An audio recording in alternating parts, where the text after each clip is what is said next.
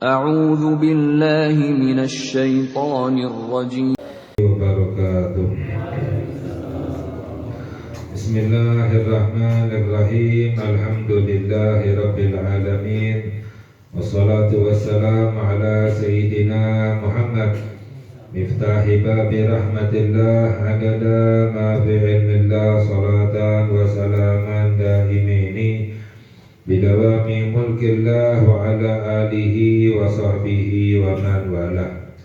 Allahumma la ilma lana illa ma 'allamtana wa la fahma lana illa ma 'allamtana innaka antal alimul hakim. Allahumma ahrishna min dhulumatil wahmi wa akrimna binuril fahmi waftah lana abwaba fadlika wa rahmatika wa khazaini ilmika birahmatika ya arhamar rahimin amin ya rabbal alamin.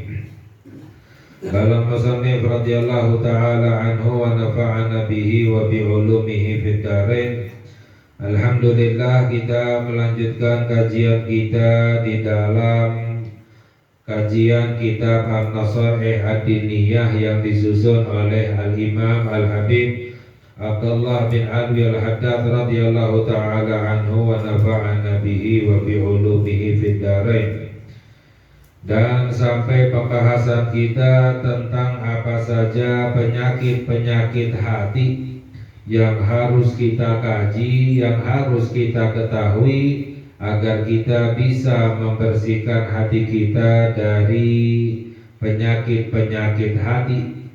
Sebab orang yang selamat nanti di hari akhirat adalah orang yang hatinya bersih. Yauma la yanfa'u malun wala banun illa man atallaha biqalbin salim.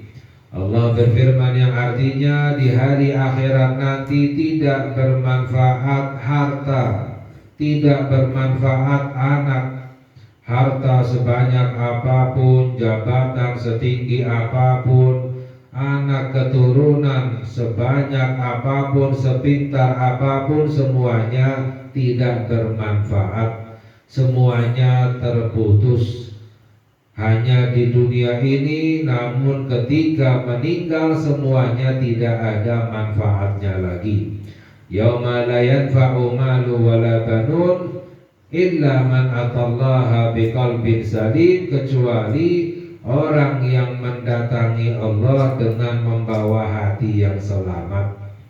Orang yang menemui Allah dengan membawa hati yang bersih, yang selamat daripada penyakit-penyakit hati, itu yang bermanfaat, itu yang akan diselamatkan oleh Allah Subhanahu wa ta'ala. Jadi kitab-kitab, kalau seandainya kita ingin mengetahui mana ulama-ulama yang benar-benar ulama yang diridhoi oleh Allah, mana ilmu yang diridhoi oleh Allah, mana majlis perkumpulan yang diridhoi oleh Allah. Kalau kita ingin tahu mana semuanya yang baik yang diridhoi oleh Allah, kita lihat. Kalau seandainya menambah rasa takut kita kepada Allah, itu menunjukkan itu adalah ilmu yang diridhoi oleh Allah. Itu adalah ajaran ulama yang diridhoi oleh Allah. Itu adalah perkumpulan yang diridhoi oleh Allah. Tapi kalau seandainya tidak menambah rasa takut kita kepada Allah, ya, justru menimbulkan penyakit-penyakit hati seperti sifat benci, sifat iri, sifat dengki, suudzon, prasangka buruk dan lain sebagainya, maka pastilah itu adalah perkumpulan ilmu yang tidak diridhoi oleh Allah Subhanahu wa ta'ala. Al-Imam Al-Ghazali radhiyallahu ta'ala anhu, beliau menjelaskan, kalau kamu ingin tahu mana majlis yang dicinta oleh Allah, yang diridhoi oleh Allah, maka lihatlah. Kalau perkumpulan itu menambah rasa takutmu kepada Allah, maka itu adalah perkumpulan yang dicinta oleh Allah, yang diridhoi oleh Allah, ya. Kalau itu menambah dekatmu kepada Allah, karena hamba yang takut kepada Allah itu pasti akan bertambah dekat dengan Allah Subhanahu wa ta'ala. Semakin kurang takutnya kepada Allah, semakin jauh dari Allah. Nah, jadi kitab-kitab seperti ini, ajaran-ajaran para ulama-ulama yang seperti ini, ilmu-ilmu yang seperti ini, yang menambah rasa takut kita kepada Allah Subhanahu wa ta'ala. Tanda orang yang nanti di hari kiamat diselamatkan oleh Allah, yang diamankan oleh Allah, tandanya apa? Di dunianya takut kepada Allah. Jadi kalau takut, merasa takut kepada Allah, merasa khawatir terhadap dirinya banyak dosanya, hatinya kotor, orang yang seperti ini justru akan diselamatkan, diamankan nanti di hari akhirat oleh Allah Subhanahu wa ta'ala. Karena orang yang takut kepada Allah berusaha untuk menjauhi kemaksiatan, berusaha untuk menjalani perintahnya Allah. Orang yang khawatir, hatinya kotor, penyakit hati, akan berusaha membersihkan hatinya dari penyakit-penyakit hati. Tapi kalau orang yang gak ada takutnya kepada Allah, merasa aman, merasa mulia, merasa pasti masuk ke dalam surga, ya, merasa pasti selamat dari api neraka, yang seperti ini justru akan masuk ke dalam api neraka. Merasa hatinya bersih, ya, merasa lebih baik dari orang lain, ini semuanya penyakit hati, ya. Dalam hadis Allah Subhanahu wa ta'ala berfirman di dalam hadis kursi, la ajma'u ala abdi khaufin wa la amnain. Aku tidak akan gabungkan untuk hambaku dua kali rasa takut, dua kali rasa aman, kata Allah. Fa in huwa khafani fid dunya amantuhu fil akhirah. Jika dia hambaku takut kepadaku di dunia, aku akan amankan dia nanti di hari akhirat. Ya, nggak mungkin di dunianya takut, di akhiratnya takut lagi, nggak mungkin. Ya, salah satu. Bain huwa aminani fid dunya, jika hambaku merasa aman dariku di dunia, merasa aman, merasa mulia, merasa selamat, merasa hebat, ya, merasa bersih, ya, merasa aman di dunia, nggak mungkin nanti di hari akhirat akan aman lagi. Akhaftuhu fil akhirah, aku akan takutkan dia nanti di hari akhirat. Ya, makanya di dunia kita harus takut kepada Allah, agar nanti di akhirat kita diamankan oleh Allah Subhanahu wa ta'ala. Jadi kalau kita melihat, mendengar dari ajaran para ulama yang membuat menambah rasa takut kita kepada Allah, ya, kita mendapatkan ilmu yang menambah rasa takut kita kepada Allah, kita menghadiri majlis yang menambah rasa takut kita kepada Allah, itu adalah yang diridhoi oleh Allah Subhanahu wa ta'ala. Jadi dijelaskan oleh Al-Imamul Haddad radhiyallahu ta'ala anhu, di antara penyakit-penyakit hati apa saja, di antaranya telah kita kaji sebagiannya. Lalu yang berikutnya, wa minal muhlikatil azimati hubbud dunya wa iradatuha. Dan di antara penyakit hati yang al-muhlikat, yang mencelakakan, al-azimah, yang sangat besar celakanya, adalah hubbud dunya, cinta dunia, wa iradatuha, dan menginginkan dunia. Apa maknanya cinta dunia? Bukan yang kita kira cinta dunia itu sekedar senang cinta dengan dunia. Semua orang pasti cinta dunia, cinta harta, cinta uang, ya, cinta rumah yang bagus, cinta mobil yang bagus, dan lain sebagainya. Tapi yang dimakna di dalam syariat, ya, cinta dunia itu bukan seperti cinta dunia yang kita artikan. Yang dimaksud dalam syariat cinta dunia yang dibenci oleh Allah adalah gara-gara mengejar dunia akhirnya meninggalkan akhirat. Gara-gara dunia meninggalkan perintahnya Allah. Gara-gara dunia mengejar dunia akhirnya berbuat maksiat kepada Allah, ya. Gara-gara dunia akhirnya mencari harta dengan jalan yang haram, itu namanya orang cinta dunia di dalam syariat. Tapi kalau seandainya orang mengejar dunia, ya, cinta dunia, cinta harta, cinta uang, tapi uangnya digunakan untuk sedekah, uangnya digunakan untuk ibadah, hartanya digunakan untuk mencari pahala dari Allah, itu namanya orang cinta akhirat, bukan cinta dunia. Karena apa? Dunianya digunakan untuk mengejar akhirat, walaupun cinta harta, cinta uang. Nah, jadi yang dimaksud di dalam syariat cinta dunia itu gara-gara dunia akhirnya lupa kepada Allah Subhanahu wa ta'ala, lupa akhirat, ya, lupa ibadah. Sebagaimana contohnya juga ya dalam hadis sabda Nabi Muhammad sallallahu alaihi wasallam, "Man tala amaluhu sa'a amaluhu."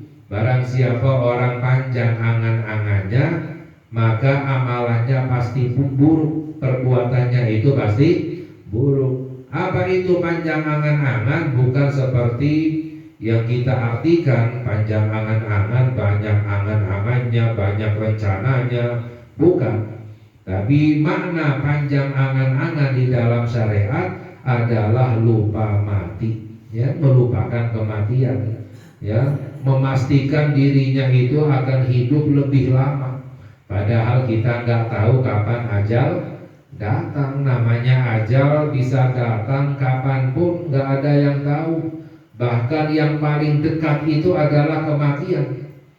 Dalam hadis sabda Nabi Muhammad sallallahu alaihi wasallam, "Aqrabu ghaibin yuntadhar." Perkara ghaib yang paling dekat ditunggu adalah kematian.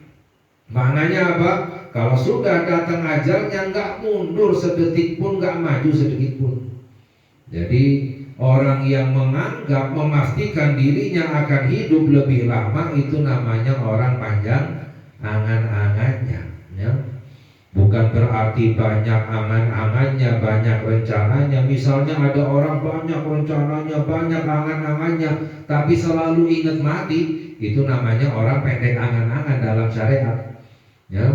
Sebaliknya orang yang walaupun gak punya angan-angan, gak punya rencana apa-apa, tapi lupa mati, itu dalam syariat namanya panjang angan-angan. Jadi panjang angan-angan dalam syariat adalah orang yang lupa mati. Sama dengan cinta dunia. Yang dimaksud dengan cinta dunia adalah meninggalkan akhirat.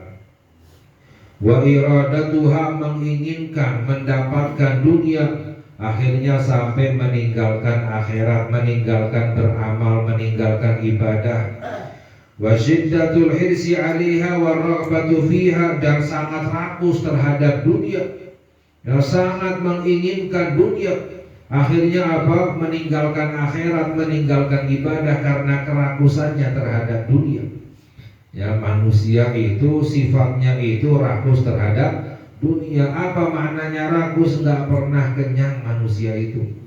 Bahkan dalam hadis dijelaskan oleh Sayyiduna Muhammad sallallahu alaihi wasallam bahwa misalnya kalau orang yang mendapatkan satu gunung emas, itu akan berharap punya dua gunung.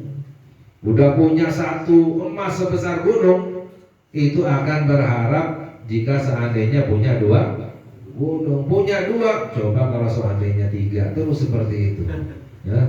Jadi manusia itu nggak ada kenyangnya. Yang bisa mengenyangkan manusia itu satu, apa? Perutnya diisi dengan tanah. Maknanya apa? Ya meninggal. Ya, manusia meninggal baru kenyang, ya. Jadi rakus terhadap dunia, ya. Kadang orang banyak hartanya, ya, banyak dunianya, tapi gak pernah kenyang dengan dunia. Selalu rakus terhadap dunia. Selalu yang dikejar itu adalah dunia, meninggalkan amalan, ibadah, sedekah, dan lain sebagainya.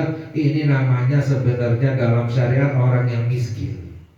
Miskin hatinya, karena nggak ada kenyangnya, seperti orang selalu kelaparan, ya. Sebab apa? Sebab rakus terhadap dunia, ya. Sebaliknya di dalam syariat Islam, siapa itu orang yang kaya? Orang yang kaya itu adalah kaya hati, yang selalu merasa kenyang. Maknanya apa? Selalu berapapun yang dia dapatkan itu merasa kenyang, nerima, selalu bersyukur kepada Allah Subhanahu wa ta'ala. Itu sebenarnya orang yang kaya hati, ya. Makanya doanya Nabi Muhammad sallallahu alaihi wasallam, Allahumma inni as'alukal huda wa tuqa wal afaf wal ghina. Ya. Doanya Nabi Muhammad sallallahu alaihi wasallam, ya Allah, aku memohon hidayah kepadamu. Allahumma inni as'alukal huda wa tuqa, dan aku memohon ketakwaan kepadamu. Wal afaf, dan aku memohon kepadamu al-afaf, menjauhi perbuatan-perbuatan dosa. Wal ghina, dan aku memohon kepadamu kaya hati, ya, agar tidak rakus terhadap dunia. Wa kathratul hirsi alaihima wa hubbul jah wal mal, wa kathratul hirsi alaihima wa syuh wal bukhlu, fajmi'u hadhihi al-madhkurati min as-sifatil muhlikat wal akhlaqil madhmumat.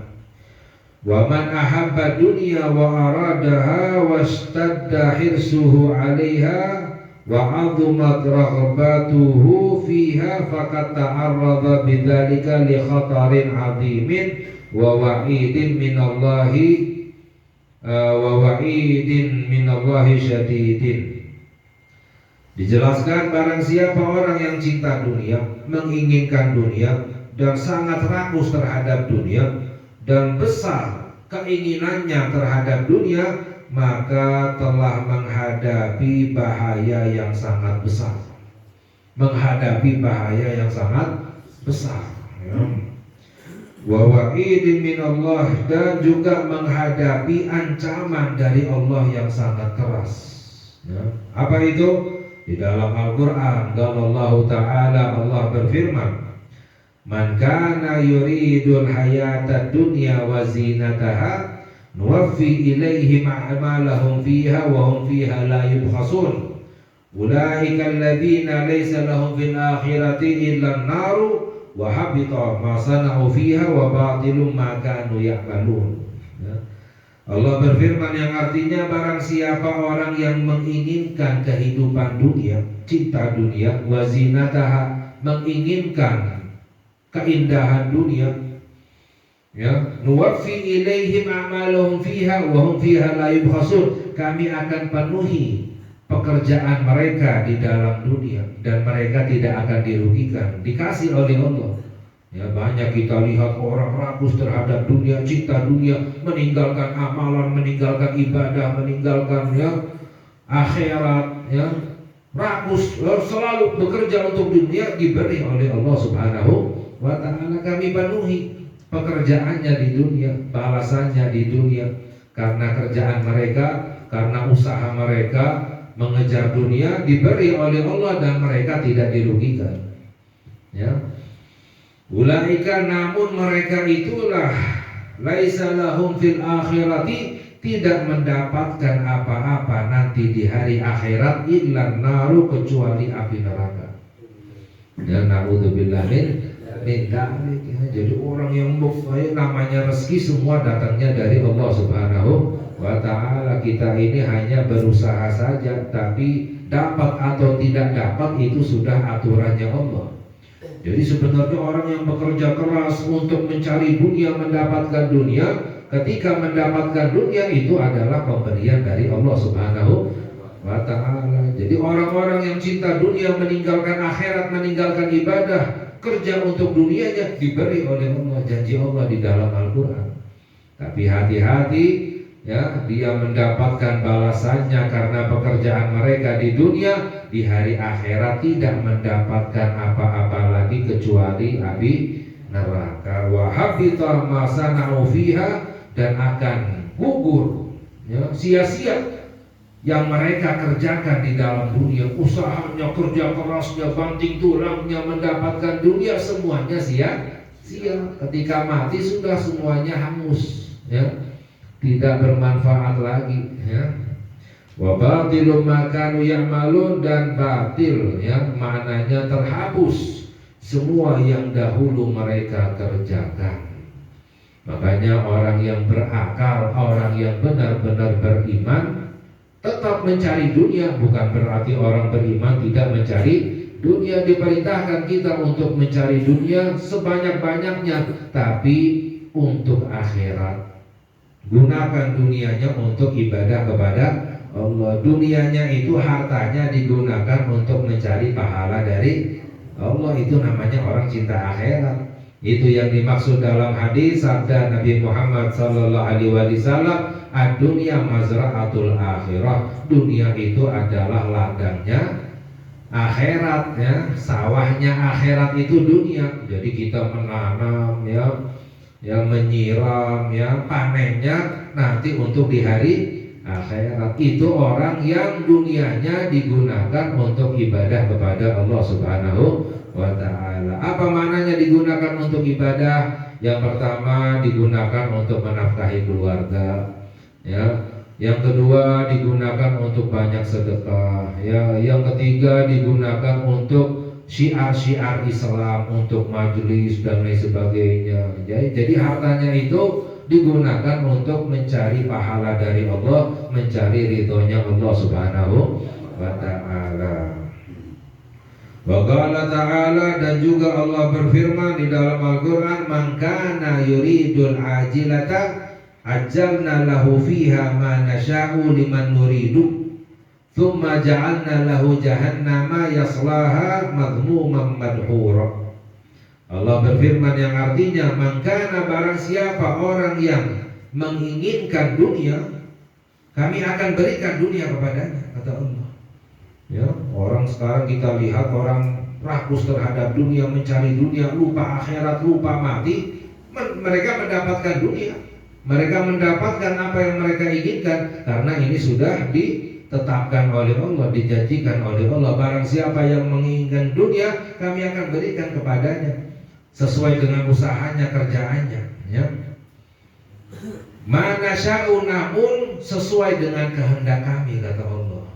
Liman nuridu, kepada siapapun yang kami kehendaki, tetap dengan kehendaknya Allah Subhanahu wa ta'ala. Terkadang kita lihat ada orang kerja keras banting tulang untuk mencari dunia, tapi nggak dapat dunia.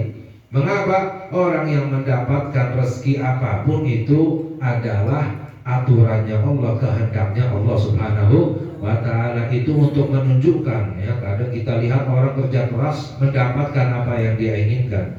Kadang ada orang kerja keras tidak mendapatkan apa yang dia inginkan. Hikmahnya apa? Agar kita mengambil pelajaran. Orang dapat rezeki itu adalah dengan kehendaknya Allah, bukan dari usaha kita.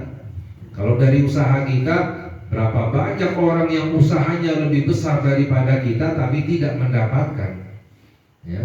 Jadi kita hanya sebatas diperintahkan untuk berusaha. Masalah dapat atau tidak dapat itu adalah kehendak Allah Subhanahu wa ta'ala. Barang siapa yang menginginkan dunia, kami akan berikan dunia kepadanya sesuai dengan kehendak kami, kepada siapapun yang kami kehendaki, kata Allah. Tetap dengan kehendaknya Allah. Tsumma ja'alna lahu jahannama yaslaha madhmuman madhura. Lalu kami jadikan orang itu, kami akan jadikan neraka jahanam, yaslaha, mereka akan sampai kepadanya. Jadi mereka akan masuk ke dalam neraka jahanam, madhmuman, dalam keadaan tercela, madhura, dalam keadaan diusir oleh Allah Subhanahu wa ta'ala. Wa man aradal akhirata, barang siapa orang yang menginginkan akhirat. Apa maknanya menginginkan akhirat? Ya, maknanya dunianya digunakan untuk mencari pahala di hari akhirat, ya. Wasa'alaha sa'yaha, dan berusaha dengan sungguh-sungguh untuk mendapatkan akhirat, mendapatkan pahala. Wa huwa mu'minun, syaratnya orang itu beriman, ya. Orang kalau nggak beriman, walaupun banyak sedekahnya, banyak membantu orang, sia-sia semuanya, nggak diterima oleh Allah. Mengapa? Karena tidak beriman kepada Allah Subhanahu wa ta'ala. Mengapa? Karena kejahatan yang paling besar, perbuatan zalim yang paling besar adalah tidak beriman kepada Allah, menyekutukan Allah Subhanahu wa ta'ala, inna syirka la dzulmun 'adzim. Allah berfirman di dalam Al-Qur'an, sesungguhnya kemusyrikan itu adalah kezaliman yang paling besar. Ya, makanya kan suka kita dengar, ya, lebih baik mana pemimpin muslim yang zalim atau pemimpin kafir yang adil. Ya, nah, kadang kan kita dengar seperti ini. Ini pertanyaannya saja sudah salah.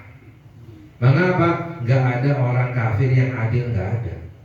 Sebab apa? Di dalam Al-Quran Allah sudah berfirman, inna syirka la dzulmun 'adzim. Kemusyrikan itu adalah kezaliman yang paling besar. Kejahatan yang paling besar itu menyekutukan Allah, tidak beriman kepada Allah Subhanahu wa ta'ala.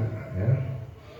Jadi syarat orang diterima usahanya, perbuatan baiknya, sedekahnya adalah beriman kepada Allah. Wa man aradal akhirata wa sa'alaha sa'yaha. Barang siapa orang menginginkan akhirat, berusaha mendapatkan akhirat, dunianya digunakan untuk mencari pahala dari Allah, dan dia beriman, faulaika kana sa'yuhum mashkura, maka mereka itulah usahanya mendapatkan balasan dari Allah Subhanahu wa ta'ala. Jadi sebagai hamba yang beriman, kita diperintahkan untuk mencari dunia sebanyak-banyaknya, tapi dunianya itu bukan dijadikan sebagai tujuan.